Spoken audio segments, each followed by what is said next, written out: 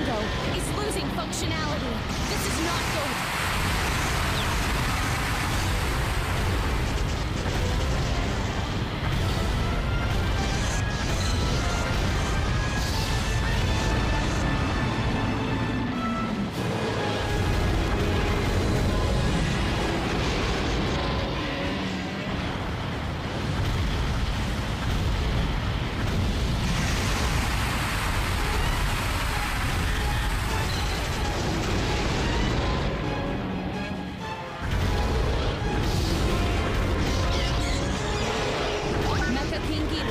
Has been weakened.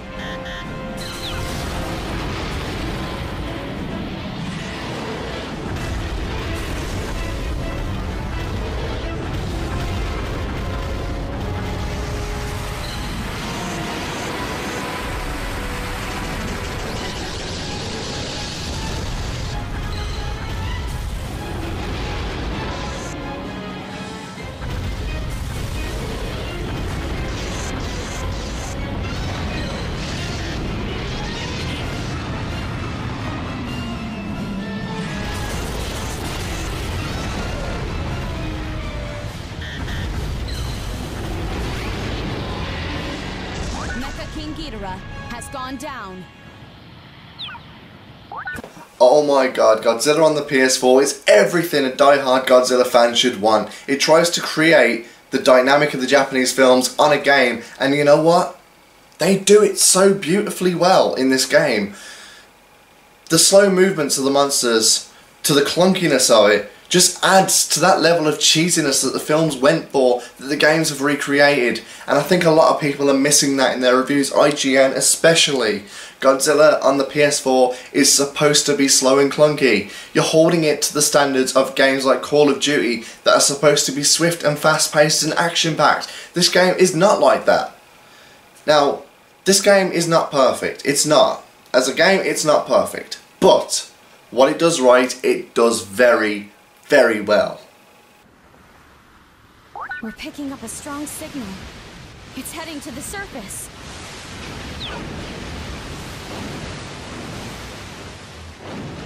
Is this Godzilla?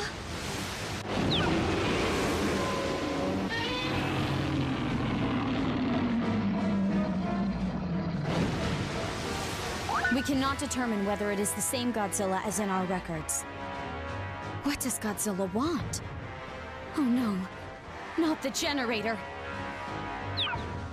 It must be the G-energy generator. It's the only explanation as to why he chose to come ashore in this area. We discovered G-energy because of him, but it turns out the stuff is his favorite meal. Maybe Godzilla holds a grudge. After all, the reason he was born in the first place was... forgive me. I spoke out of turn. It's fine. We need to consider all lines of thinking here. We are going to disaster level 1. We must protect our country. Moving to commence level 1 response, ma'am.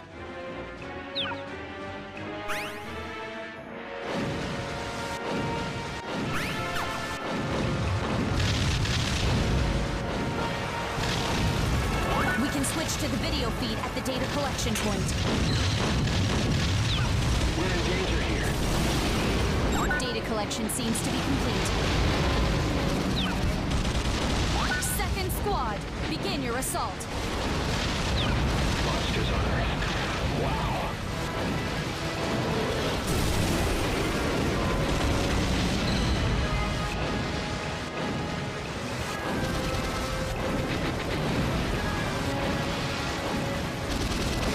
The data collection squad is requesting orders. Fourth squad, begin your assault.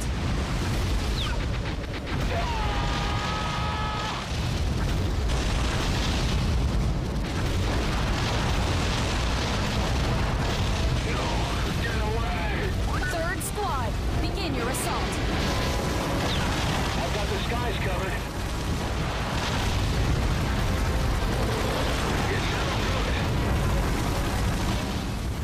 Story mode is split into 3 parts.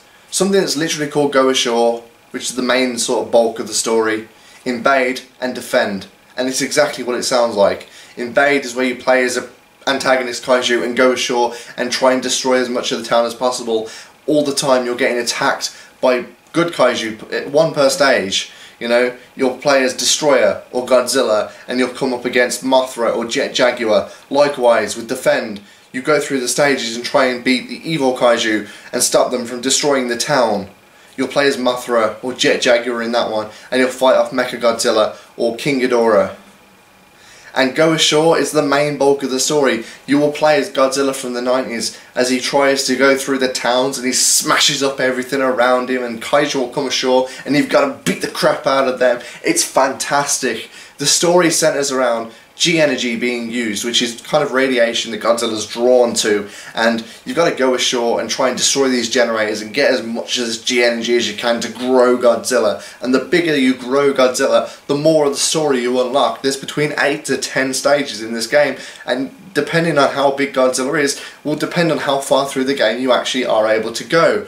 Godzilla is trying to get this G-energy to try and grow himself bigger, and you get even more size by destroying shit, everything around you, destroying Tokyo, and then kaiju will show up, like, you know, any of them really. You know, Jet Jaguar might show up, or Batra might show up, and you got to beat the crap out of them as well, and eventually you become Burning Godzilla, and the military are really trying to stop you then. And there's this interesting dynamic as well where there's 3 different people who can be in charge throughout the story, and you know, there's this guy who's really kind of compassionate. He sees Godzilla as a fellow life form of planet Earth, and he really wants to try and give Godzilla a chance. And there's this woman who really is all about military power, and their response will depend on who's in charge at the time, and I think that's a really interesting dynamic to the story as well. Now, one thing I would have preferred from the story mode would be proper, fully fleshed out kind of cutscenes where we see the kaiju kind of interacting with a proper, fully developed story. You don't really have that. It's a stage-based progression story,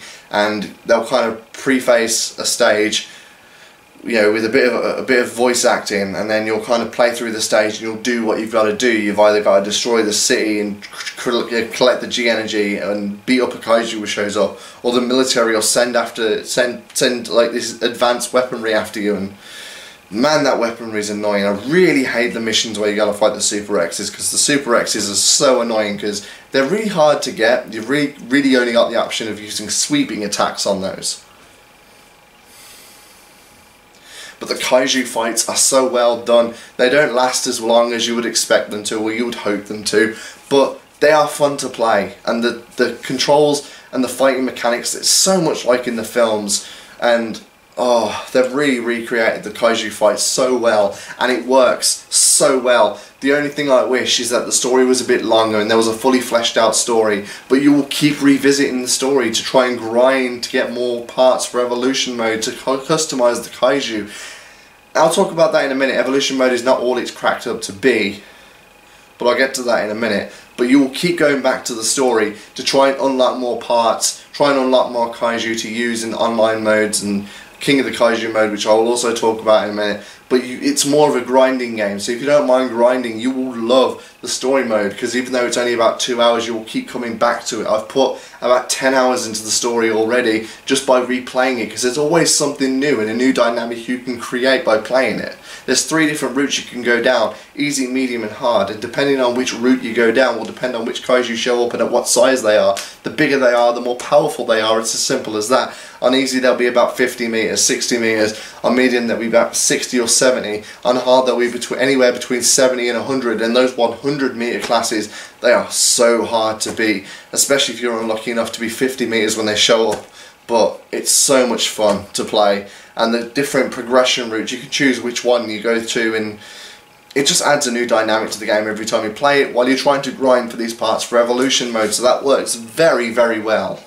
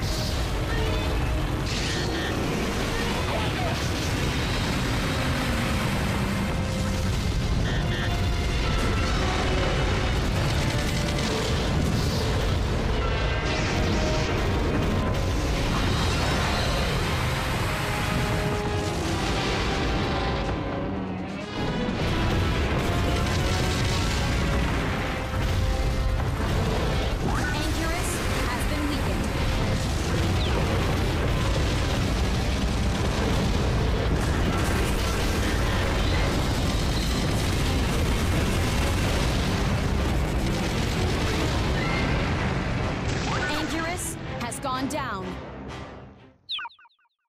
Next down the list of modes, we've got King of the Kaiju mode, which is kind of a stage progression versus mode. There's not really any story to it. You pick a kaiju and you go through and you try and beat 6 kaiju in as quick a time as you possibly can, and it'll update your records to show that. I think I got my record to about 6 minutes and 40 seconds or something. I average roughly between a minute and 10 seconds per fight, and it's come to about 6 minutes 40, but I'm constantly going back to it to try and beat my own record. It's just one of those sorts of modes where you just go back through and you keep trying to beat your own record. It's a small little mode, but it adds to the lifespan of the game, and the fights are so much fun to do in this game. It really is. It adds this new kind of dynamic to the game that it's about more than just smashing up kind of buildings. It's not quite destroy all monsters or save the earth fighting. It's better because it's more realistic, and it shows me it plays off everything I loved about the old Japanese Godzilla films from the 70s or whatever.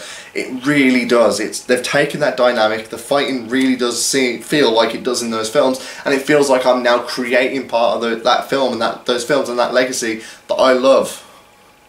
And I love the fighting mechanics in this game. King of the Kaiju mode encompasses that completely, as well as versus mode as well. It's exactly the same thing, and it all works so well. Now, some kaiju are very overpowered, like Mecha King Ghidorah or Burning Godzilla, compared to a lot of kaiju that are very underpowered, like Batra or Mothra or Jet Jaguar are very underpowered.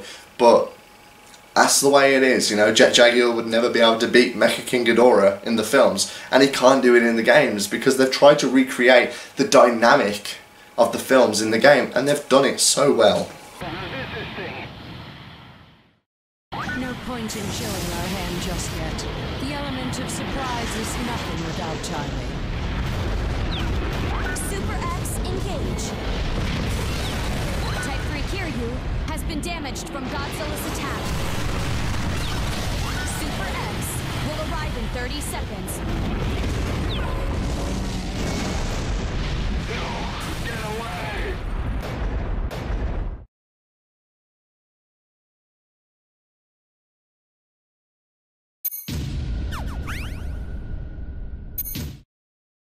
I mentioned evolution mode before. It's kind of a customization thing. You unlock cells from the kaiju you beat in the story mode, or the one that you're playing as, and then you can go into evolution mode and unlock upgrades for your kaiju. You can, you know, lower the amount of time it takes to use the atom breath or whatever the other variations of that attack are for the different kaiju. You can add more kind of gauge bars to your atom breath so that it does more damage because it lasts more time. You can unlock the ability to do a 180-degree turn. At the moment it's kind of tank controls when you start off, and the kaiju kind of slowly turns around to face the opponent, which can get kind of annoying. Once you've got that 180-degree turn unlock, it becomes very much not annoying. It just adds that new dynamic to kind of make you work to make the game a lot more fun to play, and it works. And there's also this thing where you unlock figures for the kaiju, and that's for a mode called diorama mode, which I'm going to get to in a minute. Evolution mode is not quite as much as it could be. It's not really a fully customizable mode. You can't fully customize the kaiju by, say, changing their colour or changing their features. For example, Godzilla in 1985 looked very different to the Godzilla in 1965, and looks very different to the Godzilla in 1995 or 2014. Godzilla always changes its appearance, and so do other kaiju, and it would have been interesting to have more kaiju parts, more original pieces, so that we could create our own vision of Godzilla, for example. That would have been interesting. Our own vision for Anguirus, our own vision for Rodan, our own vision for Mecha King Ghidorah, Mecha Godzilla, or whatever else. These are the sorts of things they could have added to evolution mode to have made this mode so much more fun and so much more than it is. But for what it is, it's keeping me going back. So I want to unlock these upgrades and I want to get better, and this is going to keep me going back to the story mode, and it's going to keep me entertained for months. So this game already, if you don't hate grinding, that is going to keep you going back, and that's where you're going to get the value for your money for this game. And evolution mode really adds to that because it gives you a reason to keep going back to the story.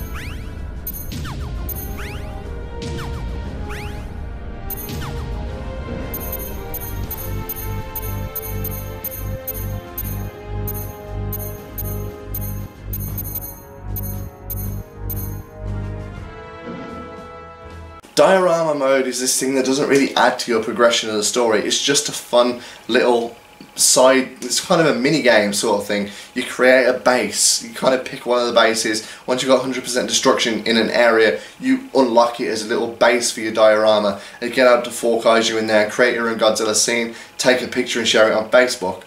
It's a fun little mode. I'm loving it, you know, creating my own little Godzilla scenes and sharing them on Facebook. Follow me on Twitter or whatever, and you can see my little dioramas I've been creating. I've been putting them up on there. The link for my Twitter and everything will be in the description below. But it's so much fun. The only downside really is that you can click take a picture, which is, while it doesn't sound that bad, you have to auto kind of zoom in on one of the kaiju. And let's say you've got Godzilla over here fighting with King Ghidorah, and you've got Mecha Godzilla fighting with Anguirus down here. You can't just have a look at the picture as a whole.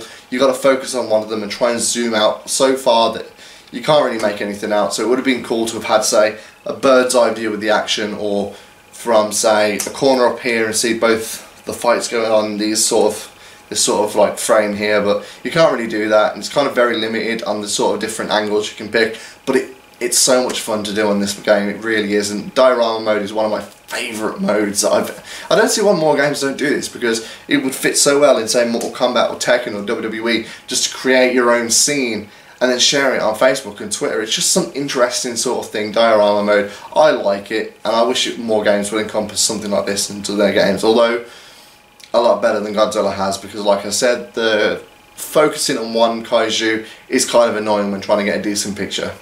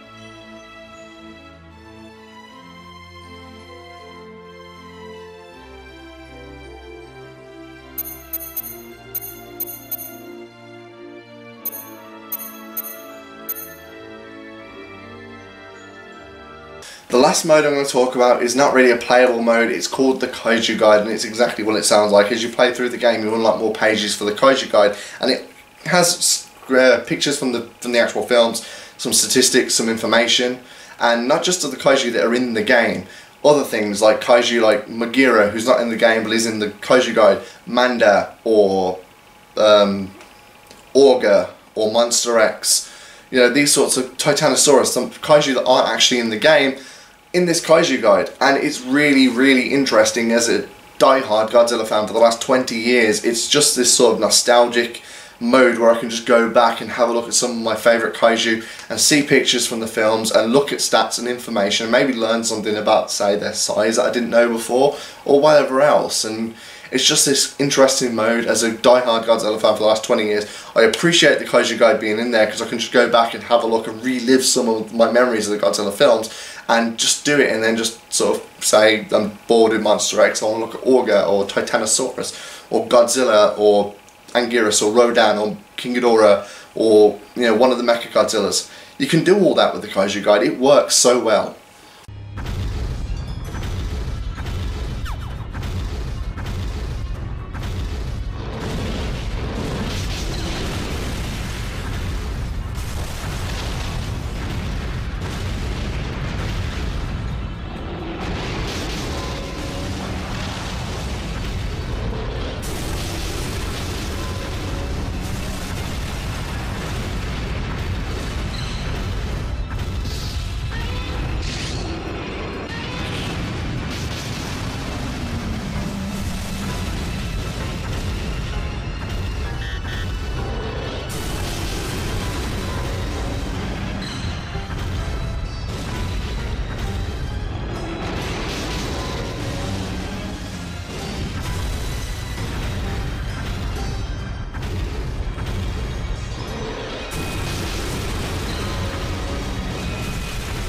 Godzilla is approaching the generator.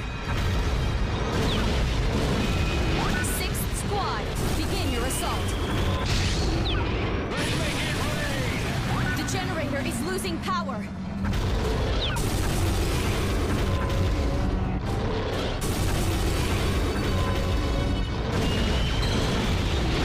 The generator's power levels are at 0. It looks to have been completely destroyed.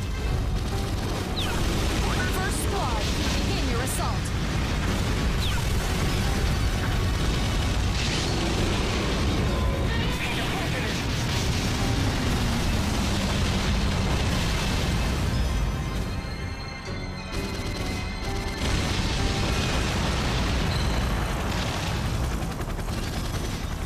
Let's move on to some of the negatives of the game now. The selection of kaiju, while it is alright, it's a decent size, it's not as big as it could be. They've missed out some of my favourite kaiju like the Titanosaurus or Augur or whatever else. But the kaiju they do have in there is a big selection of kaiju, especially if you've got it on the PS4. I know that half the kaiju I'm about to list off are not in the PS3 version, but they are on the PS4 version. You know, you've got Burning Godzilla from 1995's Godzilla vs. Destroyer himself, Anguirus, Rodan, King Ghidorah, Mecha King Ghidorah, Mothra, Batra, both of those two in their adult and larval forms. Godzilla 1964 if you pre-ordered the game, 2014 Godzilla, 1990s Godzilla. You've got King Ghidorah, Mecha King Ghidorah. If I'm re-listening to some of these, I apologise. You've got all sorts of kaiju in there, Jaguar. You've got Biollante, Hedorah, and all these, you know, 4 different versions of Mechagodzilla. You know, all these different kaiju that are in the game. Now, the thing about the size of the roster is, I don't really care if they don't add any more because, like I said, trying to get all the upgrades for all these kaiju is going to take me months anyway as it is. So the size of the roster is not bad, especially with the fact that, say, 2014 Godzilla and 1964 Godzilla take up 2 different slots on the roster, which means I'm going to have to get upgrades for one and the other, and the 90s version as well. Same with Mechagodzilla. You got Mechagodzilla 1, Mechagodzilla 2, Super Mechagodzilla, and Kiryu as well, and you got to get the upgrades for all of them. So that's going to keep me entertained. So if they don't add any more DLC, I'm still going to have my money's worth to the game. But if they do add DLC, I'm not going to complain because there's extra kind of content there, extra kaiju to play with. So even though I'm not really too happy about the limited number of kaiju in the game, I'm also not too upset because there is still a decent amount in there to keep you entertained, and especially with the grinding to get more evolution parts and upgrades for these kaiju, there's still enough there to give you the value for your money.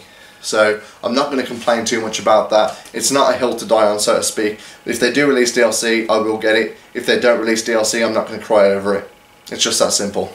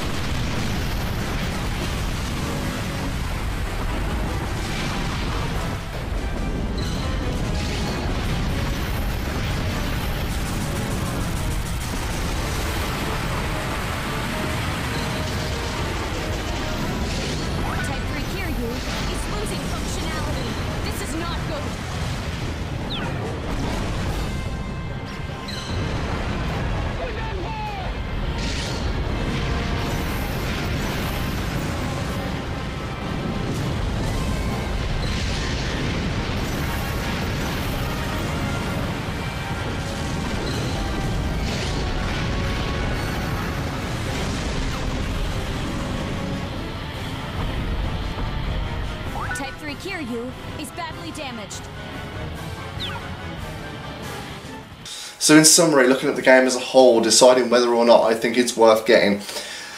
Overall, the story mode, I wish it was more fleshed out. I wish there were cutscenes. I wish it lasted more than 2 hours. I wish there was a full-on progression from, you know, the start, point A to point B in the game, and actually be able to play through a full-on proper story, rather than it being stage-based and going through stages and completing tasks.